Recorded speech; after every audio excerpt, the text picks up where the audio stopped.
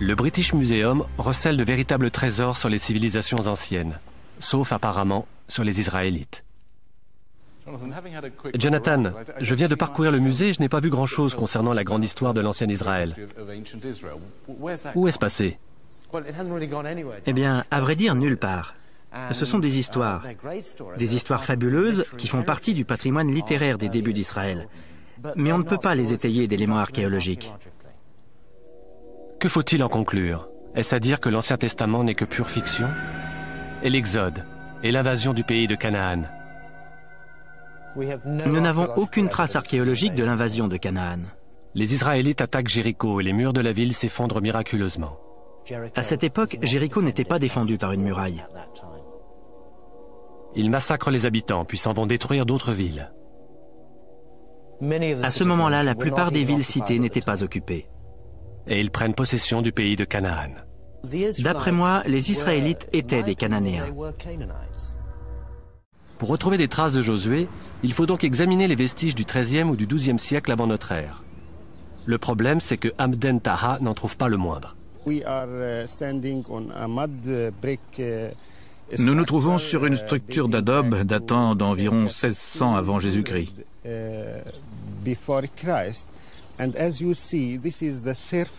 Et ce que vous voyez là est le sommet du tel, ce qui signifie que le site a été abandonné à la fin du XVIe siècle et n'a pas été réoccupé ensuite.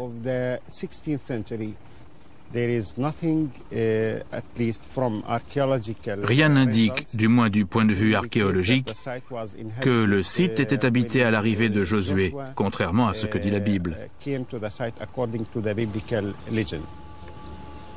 Mais l'autorité palestinienne, responsable de ces fouilles, a également besoin de touristes. Aussi, on ne dit pas trop fort qu'ici aucun miracle n'a eu lieu. C'est merveilleux. Je suis venu d'Australie et me voilà sur le site de la Jéricho de l'Ancien Testament. C'est incroyable. Regardez de l'autre côté du Jourdain, imaginez les enfants d'Israël traverser le fleuve et marcher autour de la ville. C'est très plaisant pour l'âme. Est-ce qu'on visualise facilement la scène quand on connaît bien les textes? On imagine la multitude traversant le fleuve? Je les imagine bien, oui. Se tenir comme ça sur l'autel, c'est incroyable. Se dire que ça s'est vraiment produit. Au XIIIe siècle, époque à laquelle nous datons l'Exode et la conquête israélite, s'ils ont eu lieu, cet endroit n'était absolument pas habité. Le voilà le vrai miracle. Josué a détruit un site qui n'existait même pas. Aujourd'hui, presque tous les spécialistes, aussi bien de la Bible que de l'archéologie, admettent que Jéricho ne peut pas avoir été détruite par les Israélites arrivant d'Égypte. Cette histoire ne colle pas.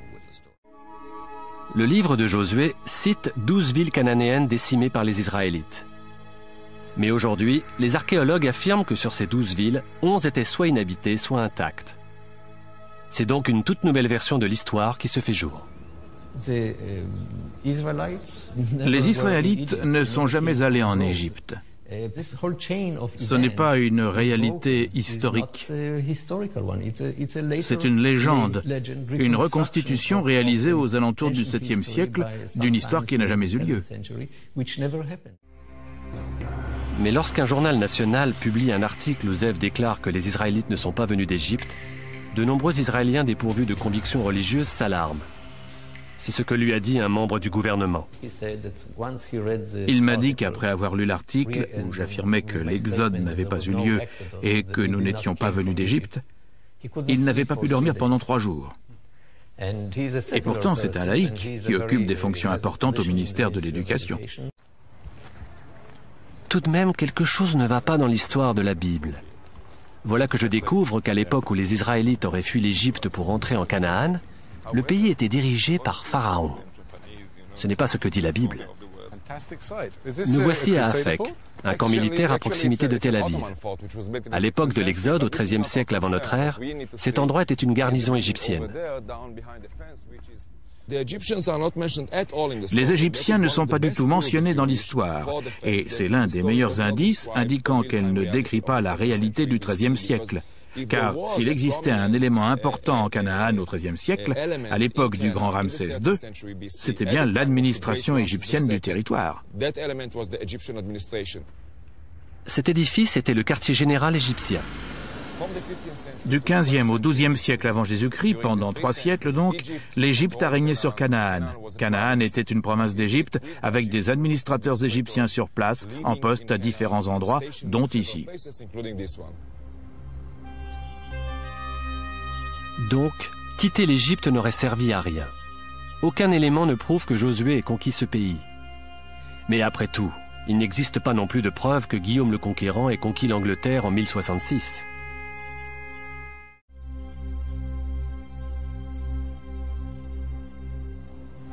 Aucun élément historique ne prouve que les Israélites sont arrivés ici depuis l'Égypte et ont conquis ce pays.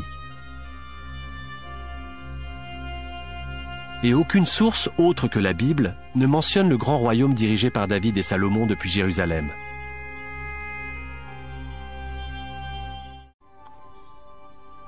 Une enquête qui mène à des découvertes archéologiques des plus mystérieuses.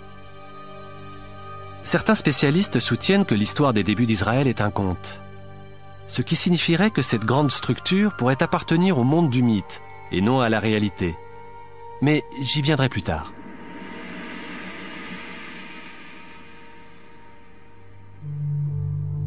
Ce que j'ai découvert jusqu'ici, c'est que le récit ne cadre pas avec l'histoire. Pas de chute de mur à Jéricho au XIIIe siècle avant Jésus-Christ, l'époque de Josué. La ville avait été détruite et abandonnée des siècles auparavant. La seule ville qui semble bien avoir été détruite comme le raconte la Bible, c'est Hatzor. Et ils frappèrent par le tranchant de l'épée toutes les âmes qui s'y trouvaient, les détruisant entièrement. Il n'y resta rien de ce qui respirait. Et Josué brûla Hatzor par le feu. Les vestiges archéologiques attestent de l'incendie. Mais ce que la Bible ne dit pas, c'est qu'à cette époque, Canaan était sous domination égyptienne. Et d'après les archives égyptiennes, Hatzor a été attaqué par le pharaon Séti Ier. Si Josué est arrivé plus tard, peut-être a-t-il manqué l'événement. Nous savons que vers l'an 1300, Séti Ier a détruit Hatzor, car il s'en vante dans une célèbre inscription. Est-ce que ça a vraiment signé l'arrêt de mort de Hatzor? Est-ce que les Israélites ont, plusieurs siècles plus tard, décidé de revendiquer cette victoire et dit « c'est nous qui l'avons fait » ? C'est une possibilité. Nous n'avons aucune preuve archéologique pour Josué. Aucune preuve d'une conquête telle que la Bible l'a décrit. Il n'y a pas eu d'exode, pas comme le dit la Bible.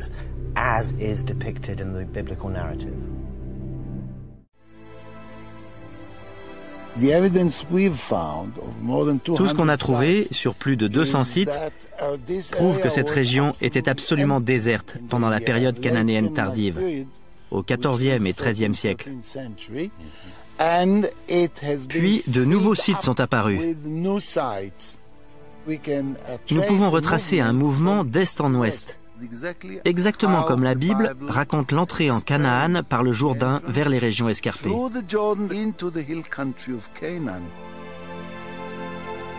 Les études d'Adam Zertal participent d'une sorte de révolution concernant notre connaissance de l'histoire biblique. L'un de ces sites des collines a été fouillé. Le chercheur Israel Finkelstein m'y a emmené. Il n'y était pas retourné depuis 20 ans. Vous reconnaissez le site? C'est très difficile. Je vais faire figure de vieillard si je vous dis qu'il n'y avait rien ici. C'était une colline surplombant une plaine littorale. C'était très calme et tranquille. Regardez tous ces bâtiments. Il y en a partout. Les immeubles, la route, c'est incroyable. Ceci est un village datant des débuts de l'essor d'Israël, un village d'une centaine de personnes. Ça, c'est l'édifice central du village, la demeure du cheikh, si vous le voulez. Les premières constructions de ce site formaient une sorte de camp ovale. Ça ressemblait à ça. Une centaine de mètres de diamètre, pas plus. Au centre, il y avait une cour ouverte avec quelques silos, mais guère plus. Ce genre de village qui comporte une cour ouverte, comme ça indique que les gens avaient beaucoup d'animaux. C'étaient des éleveurs qui sont devenus agriculteurs. Si on regarde les sociétés d'aujourd'hui au Moyen-Orient, qui traversent encore ce processus, on remarque quelque chose de très intéressant.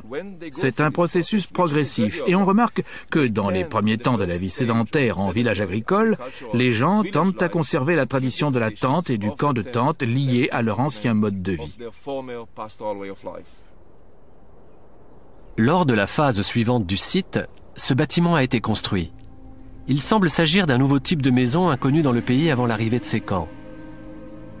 Pour les Israéliens, c'est si important qu'ils en ont construit une copie.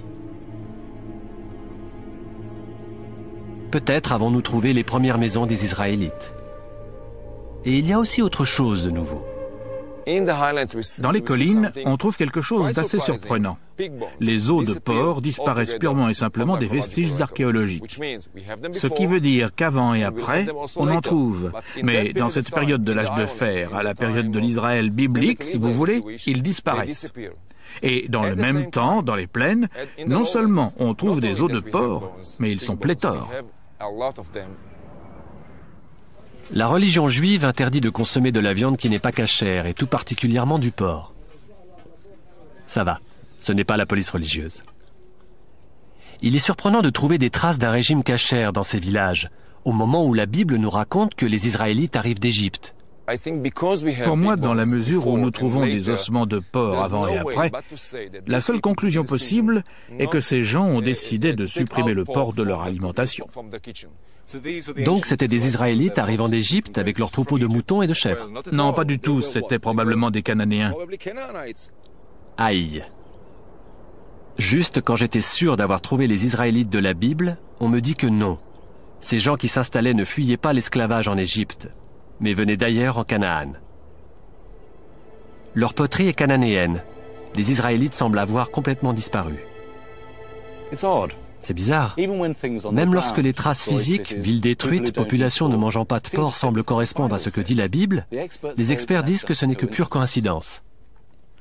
Ce qu'on m'a dit, c'est que l'histoire du XIIe siècle relatée par la Bible a en réalité été écrite des centaines d'années plus tard. Faire de l'archéologie en s'appuyant sur les textes, c'est comme prendre le Jules César de Shakespeare pour écrire un livre sur l'histoire de l'Empire romain. C'est une création ultérieure qui utilise des matériaux anciens pour étayer un certain propos. Par conséquent, partir de là pour arriver à l'histoire réelle et aux preuves archéologiques, c'est très difficile. D'où venaient ces gens ? Tout d'abord, ils étaient indigènes à ce pays. Nous ne parlons pas de gens venus d'ailleurs. Le dieu principal des Cananéens s'appelait El. Et en cananéen, Israël signifie « El, le combattant ». Peut-être s'agissait-il de patriotes cananéens qui s'étaient installés dans les collines et non d'envahisseurs étrangers. Donc, pour résumer, les gens venus vivre dans cette région de collines étaient des Cananéens. On n'a pas la moindre idée de leur religion, ils étaient probablement païens et il n'y a pas eu de conquête. Oui, en gros, c'est à peu près ça. Israélites et Cananéens sont donc devenus interchangeables, mais seulement dans la mesure où il n'existe aucune preuve tangible, à part la Bible elle-même, que les Israélites ont envahi ce pays. Ce qui m'amène sur un site pour le moins étrange. Nous sommes arrivés ici après avoir ratissé le mont Ebal pendant environ 2 mois. C'est une grande montagne d'une superficie de quelques 18 km². Et par une belle journée d'avril ensoleillée, nous sommes arrivés ici, sur cet espace aride couvert de pierres, au milieu duquel nous avons découvert ce gros amoncellement de pierres. Et ce qui nous a attirés, c'est que nous avons trouvé de nombreux tessons de poterie datant des débuts de la colonisation israélite, de l'époque de Moïse et de Josué. Alors on a commencé à déblayer ces amas de pierres, qui étaient une sorte de mystère. On ne savait pas de quoi il s'agissait. Et progressivement, on a vu émerger des murs.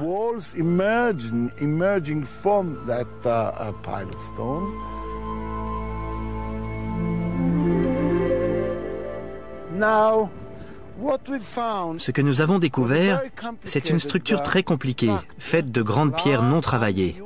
Et c'est très important. Des pierres brutes. Des pierres brutes, avec des sortes d'installations pleines de cendres et d'ossements.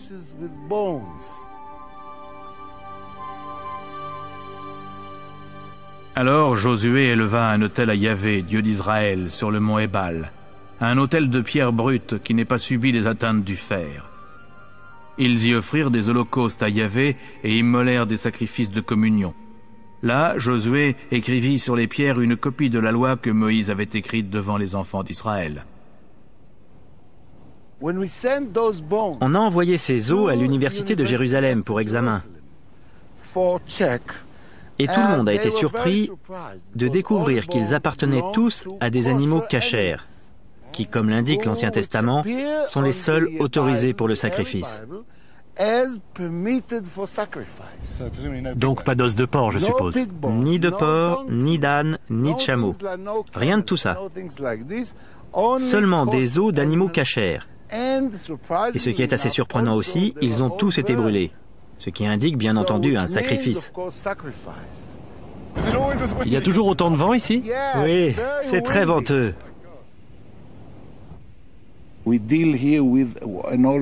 Il s'agit donc là d'un autel. Un grand autel avec des animaux cachers, des sacrifices. Et quand on reprend le livre de Josué, on y trouve une description détaillée d'une grande cérémonie où tout Israël était présent. Et c'est plus ou moins ce qu'on a trouvé ici. Est-ce que ça a modifié votre perception de la Bible comme recueil de mythes pour y voir quelque chose de plus vrai, une réalité historique? En tant que scientifique, archéologue et rationnel, j'ai refusé d'accepter les faits. C'était très très difficile. Mais il a bien fallu que je finisse par me rendre à l'évidence. Je crois que quelque part ça m'a libéré de mes idées préconçues sur le fait que la Bible, l'Ancien Testament, n'était que mythologie, qu'un recueil de légendes. Pour d'autres spécialistes, l'identification de l'autel de Josué est embarrassante. Le problème ne vient pas du site, mais de l'histoire. En 620 avant notre ère, le roi Josias décide de réformer le culte à Jérusalem. Et il semblerait bien que le livre de Josué soit né à cette période. Apparemment, c'est le même cercle de scribes et d'enseignants qui soutenaient Josias dans sa réforme qui a décidé qu'il était temps de consigner toute l'histoire de la vie des Israélites dans le pays, de Josué à Josias. Ils ont également déclaré avoir trouvé un rouleau de l'enseignement de Dieu. Il semblerait s'agir du Deutéronome. Il était évidemment totalement inconnu jusqu'à ce qu'ils le produisent. D'après le prophète Jérémie, il falsifiait l'histoire. Comment pouvez-vous dire « Nous sommes sages et nous avons avec nous la loi de Dieu. Cette loi, je vous le dis, a été changée en mensonge par la plume trompeuse des scribes. » Les instructions de Moïse pour la construction de l'autel et ce qu'il fallait y faire se trouvent dans le Deutéronome, dont les spécialistes pensent qu'il n'a été écrit que 600 ans après l'époque de Josué. Le début du livre de Josué décrit ce dernier comme fidèle au Deutéronome, livre qui en réalité, à son époque, n'existait même pas. Mais cela veut-il dire que ça n'a pas eu lieu? À Hatzor, Amnon ben Tor est convaincu que les auteurs de la Bible se sont appuyés sur des archives historiques. Même si tout avait été écrit au 7e siècle, ce qui n'est pas le cas, les scribes ne se contentaient pas de rédiger une fiction, ils avaient des informations précises. Des milliers de lettres anciennes et de dossiers financiers ont été retrouvés au Proche-Orient, écrits dans un alphabet appelé cunéiforme. Certains mentionnent un dirigeant de Hatzor nommé Yabin, le nom du roi de Hatzor dans le livre de Josué. Yabin est un nom très rare, il n'apparaît nulle part ailleurs. Comment aurait-il pu l'inventer? Il n'y avait qu'un seul Yabin à Hatzor. Et nous le savons parce que c'est indiqué dans une archive en cunéiforme. Alors, comment aurait-il pu connaître ce nom? Il savait qu'il y avait eu un roi Yabin à Hatzor. Mais à l'évidence, il ne savait pas qu'il ne pouvait en aucun cas avoir été l'ennemi de Josué, car il était mort 500 ans auparavant. Cette histoire ne peut pas être vraie. Et c'est peut-être également le cas de la plus importante de toutes. Jérusalem est censée être devenue la capitale du roi David aux alentours de l'an 1000 avant Jésus-Christ. Alors, pourquoi les archéologues affirment-ils qu'il n'existe aucune trace de cette cité? Aujourd'hui, certains spécialistes disent que Salomon n'a jamais existé et que Jérusalem n'a jamais été la capitale du royaume d'Israël. Nous n'avons aucune preuve archéologique d'une monarchie unifiée sous David et Salomon, telle que la Bible l'a décrit. Il n'y a quasiment aucun vestige du Xe siècle, ni de témoignage de Salomon. Jérusalem était probablement un village très pauvre, ou une toute petite ville.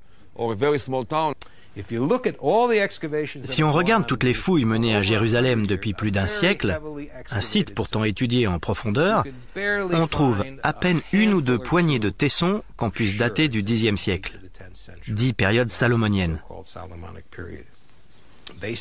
Cela tendrait à prouver qu'il n'y avait pas de ville ici. Toutefois, parler de témoignages ou d'absence de témoignages comme preuve est ridicule. Des fouilles sont faites actuellement à Jérusalem. Et je ne pense pas que l'archéologue qui a fait ces fouilles me contredirait si je dis que dans toutes ces excavations, même en creusant de haut en bas dans les débris, il n'a jamais trouvé un seul tesson byzantin. Or, nous savons que Jérusalem était une grande ville à l'époque byzantine. Qu'il n'en ait trouvé aucun vestige dans ces fouilles, signifie-t-il qu'il n'existait pas de ville byzantine? Bien sûr que non. Mais à 65 km d'ici se trouve une mosaïque byzantine représentant une carte de la ville. Le problème avec la Jérusalem de David, c'est qu'elle n'est mentionnée nulle part, sauf dans la Bible. C'est ici sa ville, la cité de David, Sion, qui a donné son nom au sionisme, le mouvement politique à l'origine de la création de l'Israël moderne. La cité de David est le fait d'une montagne d'environ 200 mètres par 600. Cette partie de Jérusalem était sous domination arabe jusqu'en 1967. Aujourd'hui, une colonie sioniste s'y est installée.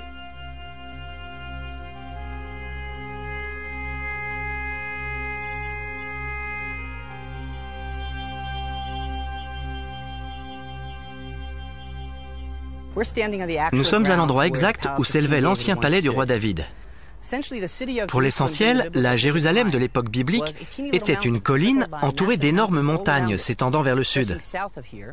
Et juste au-dessus de nous, au nord, c'est le mont du Temple, où était érigé le Saint-Temple. Il y a une raison politique à votre présence sur ce site très important pour les Juifs et pour l'histoire d'Israël, car cela enlève des terres aux Arabes.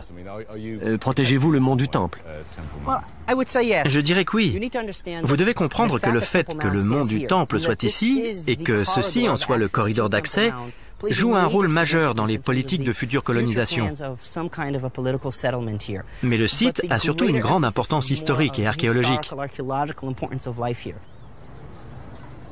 Archéologie et politique vont de pair. Ces colons juifs financent les fouilles menées sous leurs pieds par le département israélien des Antiquités à la recherche de la preuve que David et Salomon ont régné sur Israël depuis le mont Sion. Pourquoi est-il important que vous puissiez prévoir, quand vous en aurez les moyens, de creuser pour trouver le palais?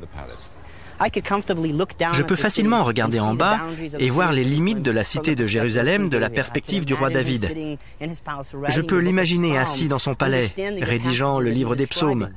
Et je peux comprendre ce qu'il décrit. Mais il y a encore tant de choses que nous ne comprenons pas sur le fonctionnement de la cité et la vie de ses habitants, qu'à chaque fois que nous plantons une pelle dans le sol, nous remontons de nouveaux témoignages et de nouveaux passages de la Bible prennent vie. Peut-être ce siège de toilette du 8e siècle avant Jésus-Christ illustre-t-il le deuxième livre des Rois, chapitre 18, verset 27. Je regarderai plus tard. Il était dans une maison construite dans cette structure beaucoup plus ancienne et massive, probablement la forteresse dont parle la Bible. David s'empara de la forteresse de Sion. David s'établit dans la forteresse et l'appela la cité de David. Et David construisit tout autour. La forteresse semble dater de 200 ans avant David. Elle existait donc à son époque. Et quelques fragments de poterie de son temps ont été trouvés dans la structure, mais aucune trace de la cité de David. Les seuls nouveaux bâtiments découverts sont du 8e siècle, 200 ans après lui. Les colons attendent des nouvelles fouilles qu'elles complètent ces fragments, en apportant la preuve concrète de la présence des Israélites à Jérusalem au Xe siècle. Nous sommes à l'extérieur de la cité de David. La cité est là. Nous sommes devant le mur extérieur et nous ne pouvons pas y grimper. La question est, à quelle époque cette enceinte protégeait-elle la cité de David? Aurait-elle pu être construite par David ou Salomon? Non, parce que nos fouilles au sommet du mur et derrière lui, à l'intérieur de la cité, n'ont révélé que des poteries datant de 2 siècles après David et Salomon, du 8e siècle.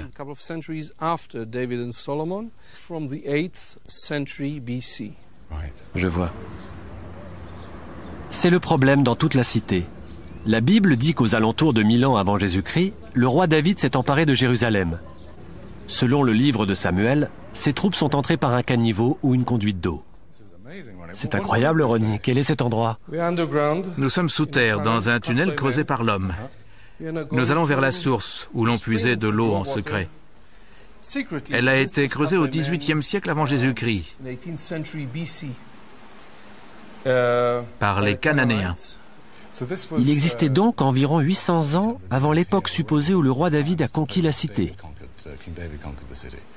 Oui, si on se fie aux poteries, et c'est notre seul moyen de savoir, il n'existe pas le moindre tesson près de la source, ni dans son proche voisinage.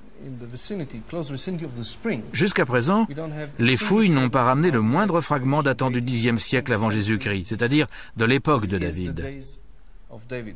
Nous sommes donc en présence d'un conflit entre les textes et les découvertes archéologiques. Ce sont les colons juifs qui financent vos fouilles, Ronnie, mais vous n'avez pas trouvé la cité de David. Sont-ils satisfaits de votre travail? Nous ne cherchons pas la cité de David, ni les traces du roi David pour eux. Nous dégageons tout ce qui se trouve ici. Je sais que nous avons un problème. Nous, les archéologues et les spécialistes de la Bible, nous avons un problème avec la présence des Israélites.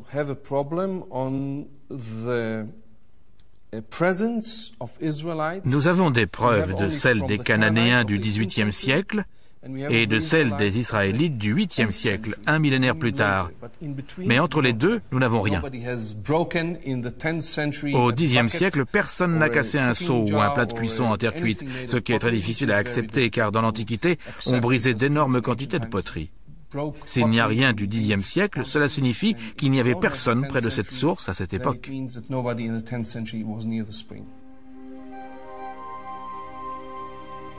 C'est déroutant. L'histoire chrétienne dit que Jésus était un descendant de David. Voici la cité sur laquelle David et Salomon régnaient il y a plus de 3000 ans. Aucune trace de présence israélite? Pas de David? Pas de ville sainte? À la mémoire du général de division Shlomo Goren, premier grand rabbin des forces de défense israéliennes et grand rabbin d'Israël, chef des libérateurs du mont du Temple et du mur des Lamentations. L'histoire des anciens Israélites conquérant le pays en tant que peuple élu du Dieu unique n'est peut-être pas vraie. Mais lorsque les Israéliens prennent Jérusalem en 1967, au nom de cette histoire, des soldats qui n'ont jamais montré d'intérêt pour leur religion fondent en larmes en arrivant au mur. C'est un site symbolique. Mais certains spécialistes affirment qu'il n'y a pas eu de ville judaïque ici avant le 9e siècle avant Jésus-Christ, quand c'était la Judée, pas du tout Israël. Leur affirmation a une grande signification politique, qu'ils le sachent ou pas. Si la question est quand devient-elle la capitale d'Israël, elle ne l'a jamais été. Alors en réalité, Jérusalem est devenue la capitale d'un État appelé Israël en 1967. Peut-on dire ça? Enfin, vous voyez ce que je veux dire? Oui, c'est la première fois que l'ancienne ville de Jérusalem est associée à un État du nom d'Israël. Il n'est pas étonnant que les sionistes trouvent ce genre d'affirmation très dangereuse. Je ne pense pas qu'ils tentent vraiment de menacer l'existence de l'État. Ils fournissent des armes et des munitions à ceux qui veulent lui retirer sa légitimité. L'archéologie est un grand puzzle. Et même si vous dites que je n'ai pas trouvé telle ou telle pierre, il en reste largement assez pour reconstituer le tableau. Le peuple de David est absent. Et celui de Goliath? Larry Steiger creuse sur un de leurs sites, Ashkelon. Bizarrement, il n'a pas eu le même problème. Nous cherchons des Philistins? Les voici. Nous sommes sur la côte. C'est un monde ici totalement différent. C'est un monde cosmopolite. Les gens qui vivaient ici vivaient dans des villages agricoles. Nous avons de nouveaux éléments qu'on n'a jamais vus. Si on s'en tenait aux découvertes, on serait obligé de dire qu'au temps de la monarchie unifiée, Jérusalem n'était pas grand-chose, alors qu'Ashkelon était une cité prospère. Les Philistins étaient apparentés aux Grecs. Nous avons des poteries peintes qui remontent à l'époque des Grecs mycéniens. Nous trouvons également à Chypre, ici, ainsi que dans certaines parties du monde grec, des omoplates de vaches qui ont été incisées. Il peut y avoir 30 ou 40 incisions. et elle servait comme instrument de musique. C'est encore une chose que l'on trouve chez les Philistins, mais pas dans les cultures environnantes. Cette découverte que les Philistins viennent de la Grèce antique, le monde décrit par Homère, donne du sens à certains points de la Bible qui semblaient déconcertants.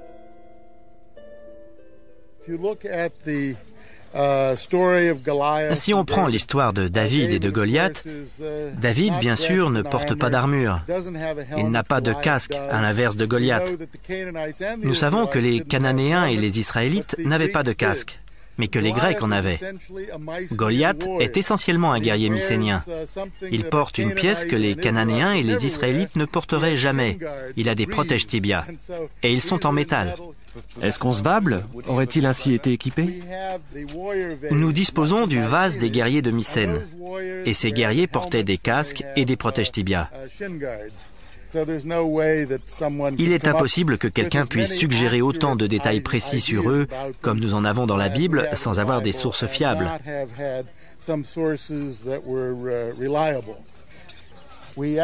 En fait, les fouilles nous ont appris une chose que nous n'avions jamais envisagée. La plupart des gens ont dans l'idée que les Philistins, dans l'acceptation actuelle du terme, étaient des gens grossiers et des rustres.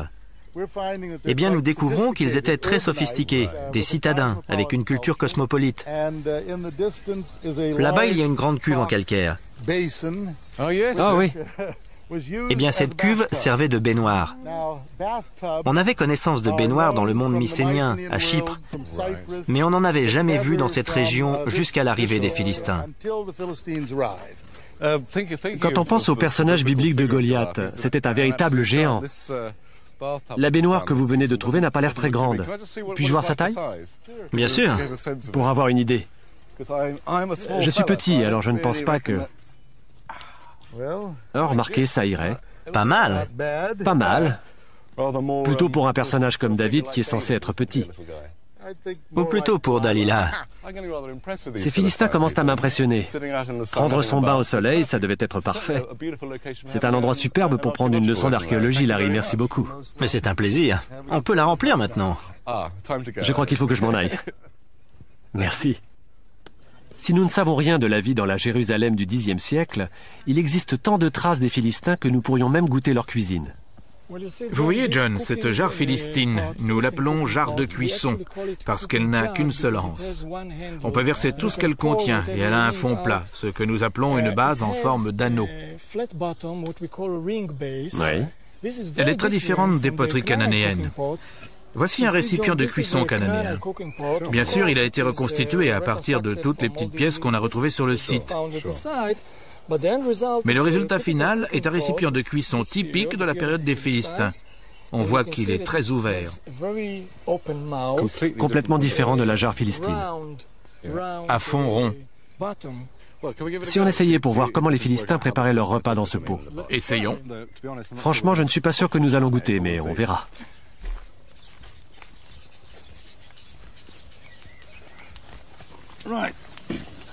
C'est très chaud. Vous voyez, on place le pot dans le feu d'une manière très différente des Cananéens. Il est enterré dans la cendre. De telles jarres n'ont jamais été utilisées en Israël avant l'arrivée des Philistins. Si seulement il y avait des preuves aussi concrètes des Israélites à Jérusalem, ou n'importe où. Il se passe quelque chose, ça bouillonne là-dedans. C'est d'un vert sinistre. C'est assez chaud? Pas terriblement. Vous pouvez la tenir? Oui. Vous voulez un peu de viande? Je vais peut-être goûter la soupe d'abord. À vous le privilège. À vous l'honneur, après tout, c'est vous l'archéologue. Oui. Ce n'est pas par l'acheter, honnêtement. Ça manque sûrement de sel. Vous devriez goûter. C'est délicieux.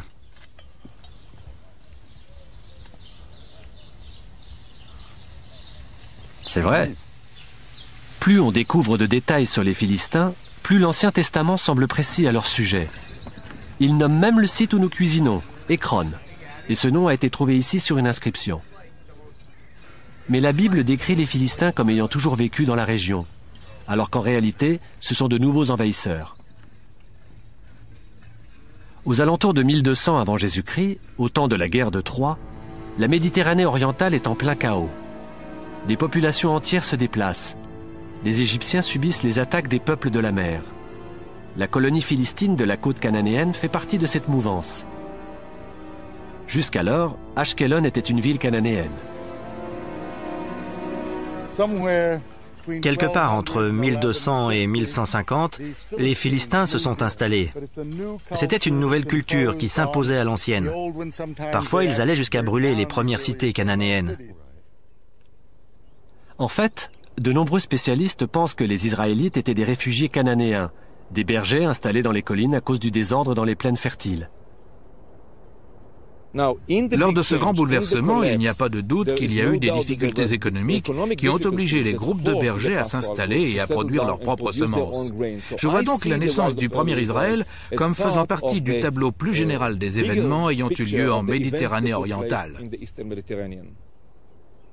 Cet argument est basé sur les découvertes faites dans les colonies rudimentaires des collines, qui semblent être les premiers sites israélites. Les poteries des maisons cananéennes sont israélites. Les jarres de cuisson, dans leurs maisons à 4 chambres caractéristiques, ont le col évasé et le fond rond. Elles sont conçues pour la cuisine cananéenne. Mais il n'y a rien de tout ceci à Jérusalem. Aucune trace de quiconque y cuisinant quoi que ce soit au Xe siècle. Ce qui a amené certains spécialistes à affirmer que de grandes parties de l'histoire des Israélites étaient complètement mythiques, y compris l'existence même du roi David. Jusqu'en 1993.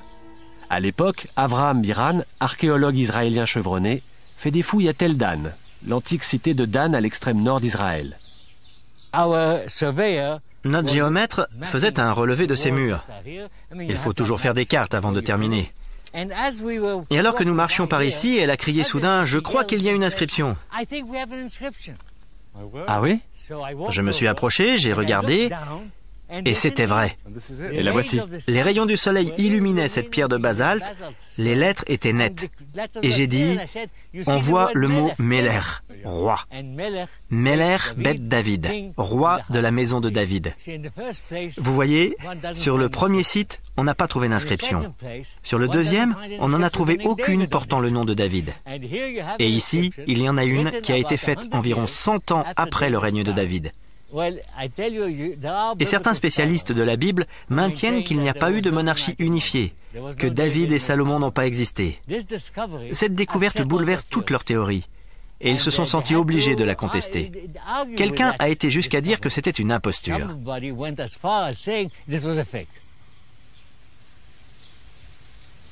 Malgré tout, la plupart des spécialistes reconnaissent aujourd'hui l'existence du roi David. Mais roi de quoi exactement ? Le défi à l'histoire biblique demeure. Si David avait été un roi important, on en aurait trouvé des traces dans certains documents historiques contemporains, dans les textes assyriens, ceux d'Anatolie, d'Égypte. Si c'était un si grand personnage, on serait certainement tombé sur lui. Quant à Salomon, son successeur, il était censé être un plus grand personnage encore.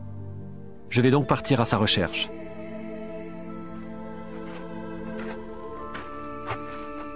Ce n'est pas facile. Quel que soit l'endroit où on le cherche, on trouve quelqu'un d'autre.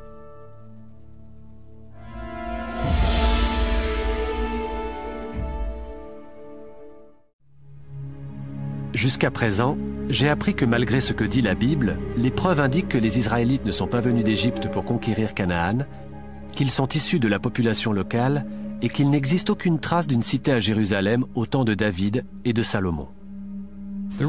Si certains n'acceptent pas qu'il y ait eu une cité salomonienne à Jérusalem au Xe siècle, c'est parce que c'est dans la Bible. La Bible est suspecte. Jérusalem était probablement un village pauvre. Pour beaucoup d'Israéliens, la Bible hébraïque est le socle de l'État actuel. La remettre en question, c'est remettre en question le droit à l'existence d'Israël. Il n'y a quasiment aucune preuve pour le Xe siècle. Dire que l'absence de preuve est une preuve est ridicule. N'utilisez pas la Bible, laissez-la chez vous, vous y viendrez plus tard. Si on travaille sans la Bible, tout ce qui reste, ce sont des ossements, des peaux et des plats. À quoi ça sert ? La querelle au sujet de ce qui est vrai et de ce qui ne l'est pas dans la Bible peut briser la vie des gens. C'est pourquoi je suis venu ici, aux mines du roi Salomon.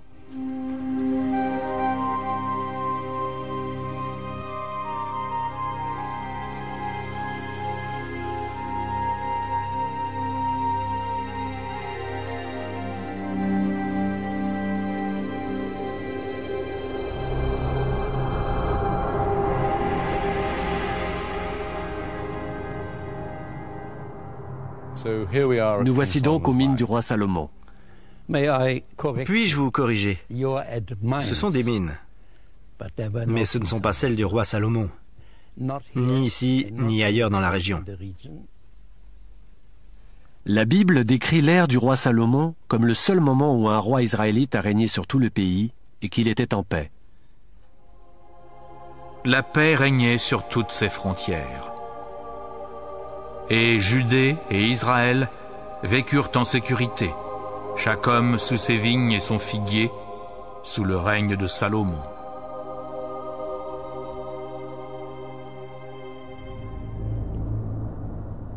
C'est Beno Rothenberg qui a commencé à ébranler le mythe lors de ses fouilles à Timna, à l'extrême sud d'Israël. Les mines qui s'y trouvent étaient censées avoir donné à Salomon sa fabuleuse richesse. Les mines du roi Salomon sont une histoire merveilleuse. Et là, vous voyez un sanctuaire ou un temple bâti par les expéditions minières égyptiennes. Mais il ne date pas du Xe siècle, de l'époque salomonienne. Il est du XIIIe ou du XIIe siècle, parce que la poterie de bronze est plus tardive. Et c'est là que mes problèmes ont commencé. Parce que je disais, directement ou indirectement, qu'il n'y avait pas de roi Salomon dans la région. Il y a eu une conférence à Eilat en 1962, tous les archéologues étaient présents, mais on ne m'a pas permis de parler. Ce qui est bizarre, c'est que les mines du roi Salomon n'apparaissent même pas dans la Bible. Cette histoire date du XIXe siècle. Mais cela a été pris comme une attaque contre le roi Salomon lui-même. Et l'establishment a fait taire Rothenberg. Ça allait à l'encontre du concept d'archéologie biblique. Et puis ils me détestaient parce que je réussissais à le prouver grâce à des milliers d'objets, des découvertes faites dans le temple, y compris des inscriptions. Il n'y avait pas de discussion possible, parce que les noms des rois remontaient à des centaines d'années avant le roi Salomon. J'ai dû quitter les universités d'Israël et partir à l'étranger à cause de cette situation personnelle impossible.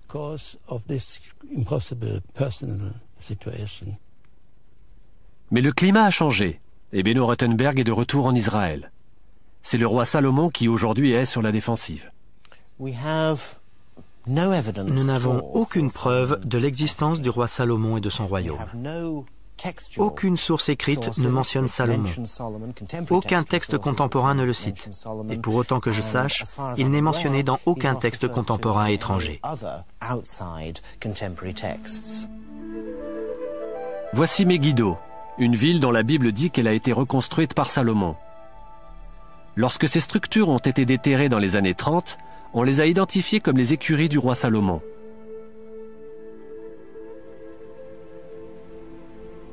Premièrement, elle n'appartenait probablement pas à Salomon. Et deuxièmement, ce n'était probablement pas des écuries. Ça ressemble à des abreuvoirs. D'après vous, qu'est-ce que c'était? Ces écuries nous posent des problèmes. Il n'y a pas de système de drainage dessous, aucun moyen d'acheminer le fourrage et l'eau nécessaire aux chevaux sans un énorme investissement en travail. Et la plupart des abreuvoirs sont incomplets. Les extrémités sont brisées, des canaux y sont creusés, et celui-là a même un rapport avec des poids. Alors comment un archéologue explique-t-il ce site? Dans la mesure où nous n'avons pas trouvé le moindre os de cheval, nous cherchons une sorte de liquide visqueux qui ne coulerait pas des abreuvoirs cassés. Probablement quelque chose qui devait être moulé en rondelles, qu'on pouvait traiter dans l'un de ces abreuvoirs et peut-être découpé en galettes, puis envoyé à l'exportation sans récipient d'argile. Quelque chose comme de l'opium me vient à l'esprit. Vous pensez donc que les anciens rois israélites étaient en fait des trafiquants de drogue? C'est le scénario qui comblerait mes vœux. J'espère vraiment que c'est le cas. Nous avons des preuves de l'exportation de drogue de cette région durant l'âge d'or de l'Empire assyrien, donc ce n'est pas totalement fantaisiste. Il y avait du pavot dans la région. On en voit sur cette monnaie juive tardive. Si ce n'était pas Salomon, alors qui a bâti ça? Ce site en particulier, ces écuries, sont d'une période qu'on attribue en général au IXe siècle avant Jésus-Christ, plus ou moins contemporaine d'Akab. Le lendemain, je me trouvais sur un autre site de fouilles, l'antique cité d'Hatzor, quand une découverte très surprenante a été faite, datant de la même époque que ces abreuvoirs de pierre. C'est une belle pièce. Regardez. Nous n'en avions trouvé qu'une seule comme ça depuis toutes ces années à Hatzor. Mais c'est difficile, on ne va pas la nettoyer maintenant. On va la sortir. Est-il possible que ce soit une pipe? D'après la Bible, le roi Salomon a reconstruit 3 villes, Gézer, Hatzor et Megiddo. Dans les années 50, un archéologue israélien a découvert des portes monumentales dans les 3 villes et a annoncé que c'étaient les portes du roi Salomon. Voici celle d'Hatzor. Et celle de Megiddo. Mais celle-ci, Salomon se la voit confisquée.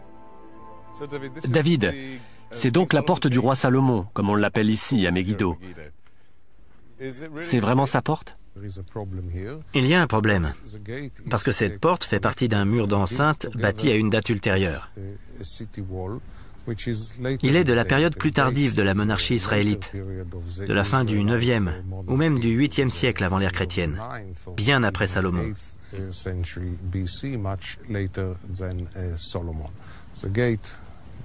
La porte a été construite en même temps que le mur, c'est très évident.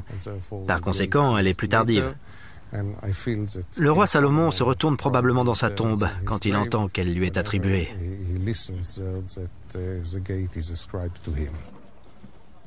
Bon, il a perdu ses écuries et il a perdu sa porte. Mais il n'a pas encore perdu son palais. En fait, ceci est un palais, et assez grand. Il fait environ 30 mètres de long sur 20 mètres de large, ce qui en fait un grand bâtiment. Une partie a été déterrée par Yigal Yadin dans les années 60. Oui. Il l'a identifié comme un palais à juste titre, et il l'a daté du temps de Salomon. Il avait raison?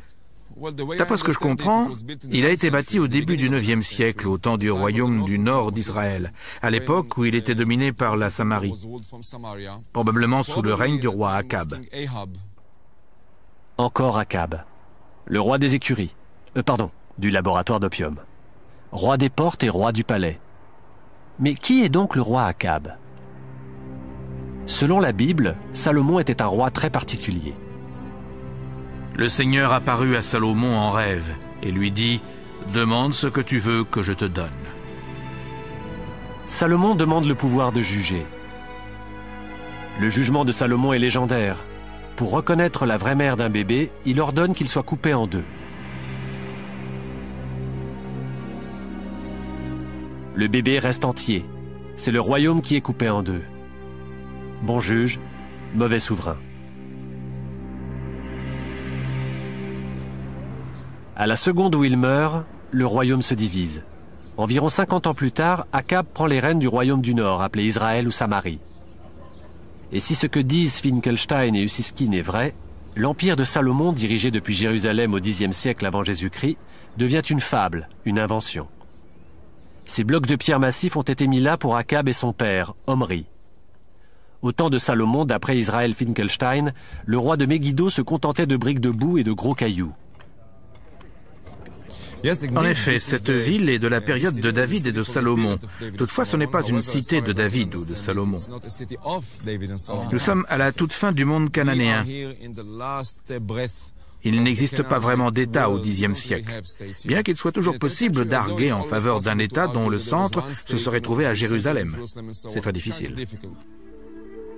Bien sûr, personne ne douterait du royaume de Salomon s'il y avait des vestiges de son palais et de son temple à Jérusalem. Mais il n'y en a pas. Nous n'avons pas une pierre du temple de Salomon. Nous en avons des descriptions, mais pas une seule pierre. Le temple de Salomon aurait dû être le cœur de son royaume. Mais on ne peut même pas le chercher. Les gens qui ont élaboré les histoires bibliques à l'époque de l'exil babylonien ont vu Jérusalem à son apogée, à son âge d'or, comme si c'était la capitale. Je suis sûr que la tradition vient de là.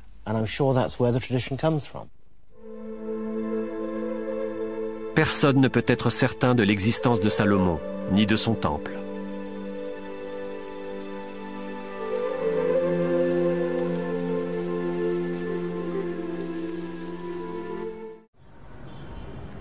L'histoire de la Jérusalem antique, telle que la raconte la Bible, est devenue une attraction dans la Jérusalem moderne.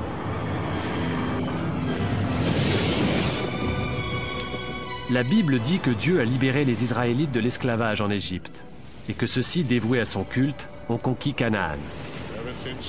Depuis ce jour, la flamme de la foi brûle ici, et le roi David y a bâti sa capitale.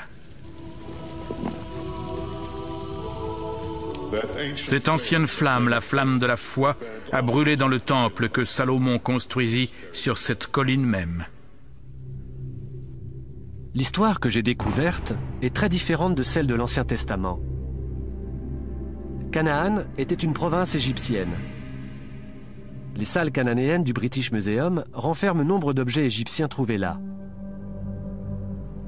Vers 1200 avant Jésus-Christ, le pharaon Ramsès III doit défendre l'Égypte contre des vagues d'envahisseurs venus de la mer.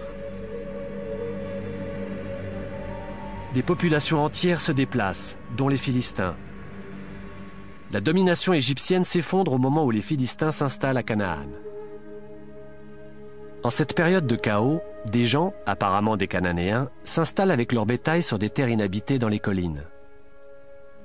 Ils s'appellent eux-mêmes les Israélites. Il n'existe aucune preuve qu'ils venaient d'Égypte. Mais ils ont choisi de ne pas manger de porc. Finalement, au IXe siècle, naît le royaume d'Israël, où l'on adore les dieux de Canaan, et dont le dieu principal se nomme Yahvé.